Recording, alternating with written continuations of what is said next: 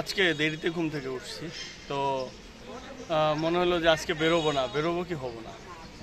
পরে ভাবলাম যে না, এই 30টা মিনিট নিজের জন্য ইনভেস্ট করি। সারাটা দিনে আমরা আসলে নিজের ফিটনেসের জন্য যে সময়টুকু দেই, এটাই হচ্ছে আমাদের নিজেদের জন্য ইনভেস্টমেন্ট, বাকি সব অন্যদের জন্য। তো এখানে আমি বেশি দূর না, এটা আমি যেখানে থাকি এটার সাথেই, এ কারণেই মানে যে কোনো মুহূর্তে সিদ্ধান্ত নিয়ে বের হয়ে যেতে পারি। এটা হচ্ছে সেই মহসিন ক্লাবের মাপ। তো যাই হোক, এখানে অনেকেই হাঁটাহাঁটি করছে, এখানে যারা সিনিয়র আছে তারা হাঁটছে, আবার হেলথ ইস্যুর কারণে। আবার দেখা যাবে যে ছোট ছোট মানুষ যারা দেখেন আপনি বাম পাশে সুন্দর করে ফুটবল খেলছে আর কি, ছোট বাচ্চারা।